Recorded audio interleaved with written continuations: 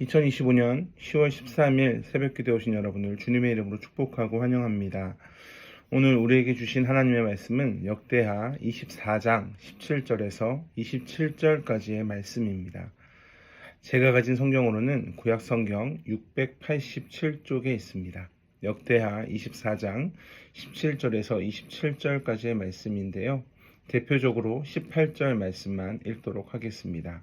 18절입니다. 그의 조상들의 하나님 여호와의 전을 버리고 아세라 목상과 우상을 섬겼으므로 그 죄로 말미암아 진노가 유다와 예루살렘에 임하니라. 아멘. 역대하 24장은 7년 동안 성전에 숨어 있다가 결국 다윗의 왕위에 오른 요아스가 제사장 여호야다가 사는 날 동안에는 다윗의 길로 행하다가 그가 죽은 후에는 아합의 집의 길로 행하는 그런 내용을 담고 있습니다. 그저 단순하게 다윗을 따라가다가 아합의 길을 따라간다라는 것이 아니라 그가 조상의 하나님 여호와를 버렸다라는 것을 강조하는 말씀이 18절에 나오고 있습니다. 18절을 우리가 같이 읽었는데 그 상반절을 보면 그의 조상들의 하나님 여호와의 전을 버리고 결국 요아스는 하나님을 버림으로 인해 25절에 보면 그가 죽임을 당합니다. 그런데 그저 죽임을 당하는 것이 아니라 잔인하게 죽임을 당하고 또한 왕들의 묘실에서 장사되지 않습니다. 그 내용을 함께 살펴보겠습니다. 처음엔 바른 길로 행했던 요아스가 왜 어리석게 아합의 길로 가게 되는지 한번 살펴보도록 하겠습니다. 17절에 보면 여호야다가 제사장 여호야다가 죽은 후에 유다 방백들이 와서 왕에게 절하며 왕이 그들의 말을 듣습니다. 그저 유다 방백들이 와서 왕에게 절하며 왕이 그들의 말을 들었다. 이 말이 중요합니다. 유대 방백들이 무슨 말을 했기에 그들의 말을 들었을까? 문맥상 이들은 우상을 섬기자라는 간청을 한 것으로 보입니다. 그러면 왜 이들이 우상을 섬기자, 즉 아합의 길로 가자라고 간청했을까? 제사장들과 방백들은 서로 영향력을 키우기 위해 견제를 한 세력들입니다. 그러니까 제사장 세력들과 방백들의 세력이 있습니다. 지금까지는 여호야다라는 제사장의 영향력이 강하였기 때문에 방백들은 소외를 당한 것으로 보입니다. 그럴 수 있지 않습니까? 한 세력이 강하면 다른 세력은 소외당한다라는 느낌을 가질 수 있습니다. 소외의 결과로 그들의 불만은 점점점 쌓여만 갑니다. 그래서 같은 신을 섬기는 것보다 우상 쪽으로 정책을 바꾸면 이전에 영향력을 가졌던 제사장들의 힘을 잃게 된다라는 계산을 하게 됩니다. 결국엔 그 이전과 완전 정반대의 길을 택함으로 실질적인 권력을 가지고자 우상을 섬기는 방향으로 왕에게 간청을 하고 있습니다. 그러나 19절을 보면 여호와께서 선지자를 보내십니다. 다시 여호와에게로 돌아오게 하기 위함입니다. 선지자들이 그들에게 경고합니다. 그러나 그들이 듣지 않습니다. 18절에 보면 이미 여호와의 진노가 유다와 예루살렘에 임하였음에도 불구하고 이들은 스스로 잡은 권력을 위해 백성을 살피지도 않고 하나님을 두려워하지도 않습니다. 결국엔 20절 하반절을 보면 선지자 스가랴를 통해 하나님이 말씀하십니다. 20절입니다. 너희가 어찌하여 여호와의 명령을 거역하여 스스로 형통하지 못하게 하느냐 하였나니 너희가 여호와를 버렸으므로 여호와께서도 너희를 버리셨느니라 하나. 이런 말을 들은 왕은 어떻게 해야겠습니까? 돌이켜야 합니다. 왜냐하면 하나님의 말씀이기 때문에 그렇습니다. 그러나 21절의 말씀을 보면 무리와 함께 음모를 꾸미고 여호와 전 뜰 안에서 돌로 쳐 죽입니다. 도대체 누구를 쳐 죽였다는 것인가? 설마 스가랴를 쳐 죽였다는 것인가? 참 안타깝게도 그렇습니다. 22절을 확인하여 보면 스가랴를 죽이는 그 장면을 확인하게 됩니다. 서두에 말씀드렸다시피 여호야다의 보호를 받은 요아스 왕입니다. 근데 여호야다의 아들이 바로 스가랴 선지자입니다. 여호야다가 요아스 왕을 어렸을 때부터 교육하며 돌봤던 그런 제사장 아닙니까? 즉 여호야다가 없었다면 요아스는 왕이 될 수가 없었습니다. 그 내용을 조금 다시 한번 살펴보면 22장 11절에 보면 여호사부앗이 요아스를 구해 몰래 성전으로 피신시키는 장면을 확인하게 됩니다. 여기서 나타나는 여호사부앗이 바로 제사장 여호야다의 아내가 됩니다.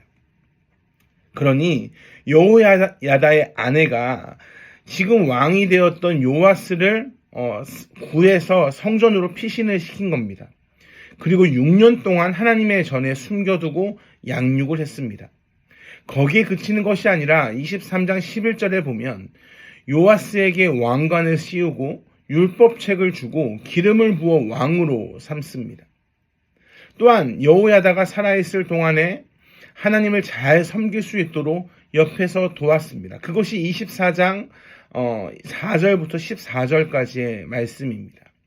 그랬던 여호야다의 아들 스가랴를 돌로 쳐 죽이고 있습니다.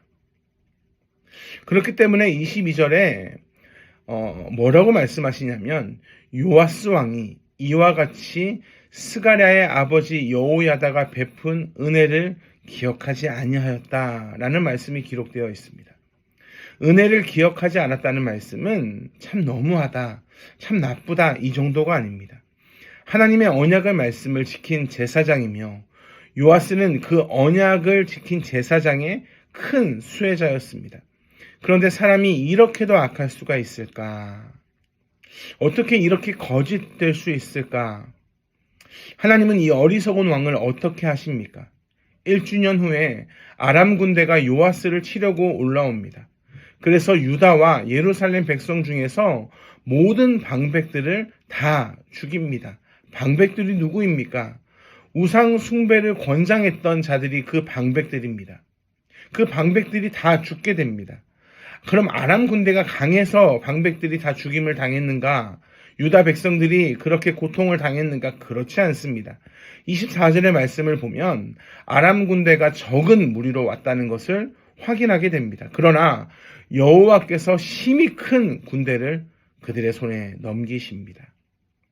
역대하 20장에 보면 유다가 적은 군대로 큰 무리를 물리쳤던 불화가 골짜기 전투와 완전히 뒤바뀐 상황이 24장에 나타납니다. 그것도 유다와 큰 무리가 부딪힌 것의 정반대인 아람 군대가 유다와 부딪히는데 아람 군대가 적은 민족이고 유다가 더 컸지만 그러나 심히 그 큰 군대를 하나님이 아람의 손에 넘기심으로 결국 유다, 즉 그를 따랐던 방백들은 다 죽임을 당합니다.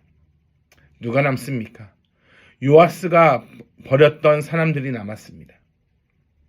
요아스가 버렸던 그 제사장 가문은 남습니다. 그들이 여호야다의 아들의 피로 말미암아 반역을 합니다. 그를 즉 요아스의 침상에서 쳐 죽이게 됩니다. 하나님은 유다의 씨를 보호하시고 언약을 지키셨지만 그 언약의 지킴에 도움을 받았던 요아스는 하나님을 배신하고 하나님의 선지자를 죽인 자가 됩니다. 그의 종말이 이렇게 비참합니다. 주변에 보면 이전에 하나님을 잘 섬기다가 방학을 하고 계신 분들이 계십니다. 참 마음이 어렵습니다. 그래서 그분들에게 돌아와야 된다. 네가 지금 예수를 벗어나서 살아가는 것이 순간적으로는 행복할 수 있지만 그렇지 않다. 돌아와라 라고 말하면 듣기 싫어하거나 어떨 때는 욕을 하는 경우도 봅니다. 왜냐하면 나 지금 잘 살고 있다라는 것이 그 이유입니다. 나 지금 내가 그토록 원했던, 그토록 바랬던 많은 것을 누리고 있다. 근데 왜 내가 굳이 하나님을 찾아야 하느냐라고 무시하는 경우가 발생합니다. 참 마음이 아픕니다. 결국 그 모든 것이 무너질 것이 뻔한데, 그렇다고 해서 하나님을 잘 섬기는 그 귀한 나의 형제를 무시할 수도 없고, 이러한 현실 가운데 안타까움에 눈물을 흘립니다. 저도 참 눈물이 나는 그러한 친구들이 있습니다. 눈물을 흘려야 합니다. 애걸복걸해서라도 돌아오라고 하는 것이 우리의 모습이 되어야 합니다. 그들은 너의 현실을 보고 말해라 라고 오히려 예수 믿는 사람을 비난합니다. 오늘 본문을 보면 제사장 무리를 향해 너는 세력도 다 잃었고 권력도 힘도 없는데 왜 돌아오라 하느냐라고 하는 요시야의 모습을 봅니다. 듣지 않습니다. 그가 얼마간 행복했겠습니까? 22절에 선지자 스가랴를 죽이고 23전에 1주년이라는 말을 한 것으로 보아 1년 동안은 스스로 힘을 가졌다. 내 마음대로 되는구나. 내 생각대로 되는구나 라고 생각했을 수도 있습니다. 그러나 고작 1년 행복했고 결국 무너집니다. 그 순간에는 보이지 않았지만 그것이 현실이었습니다. 그것이 그가 맞을 현실이었습니다. 오늘 살아가는 지금이 현실이 아니고 하나님을 붙잡지 않는 것이 곧 현실로 다가오게 됩니다. 지금이 전부가 아니기 때문에 그렇습니다.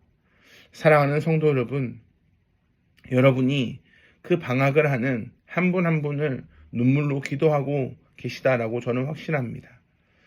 그리고 하나님이 그 눈물을 보시고 그들의 마음에 문을 두드리고 계신다라고 확신합니다. 돌아와라, 돌아와라.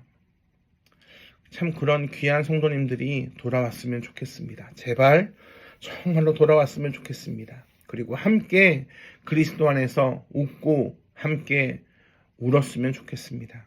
그날을 소망하며 오늘도 하나님의 일하심 앞에 하나님의 그 선하심 앞에 기도로 묵상으로 승리하시길 주님의 이름으로 축복합니다. 기도하겠습니다. 사랑과 은혜가 풍성하신 아버지 하나님 감사합니다. 우리가 눈에 보이는 현실이 전부라고 생각하지 않기를 간절히 소망합니다. 하나님을 붙잡지 않는 그 현실이 곧 돌아옴을 기억하며 오늘 또 눈물로 씨를 뿌리는 그러한 성도 되게 하여 주시옵소서.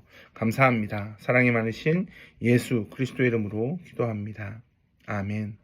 우리 주 예수 그리스도의 은혜와 하나님의 풍성하신 사랑과 성령 하나님의 언제나 동행하시는 은혜가 오늘도 하나님 안에서 그 현실을 기다리며 견디며 오늘도 하나님의 선하심을 믿고 의지하고 눈물로 씨를 뿌리는 성도 한 명 한 명 위에 영원토록 함께 하시길 간절히 축원하옵나이다.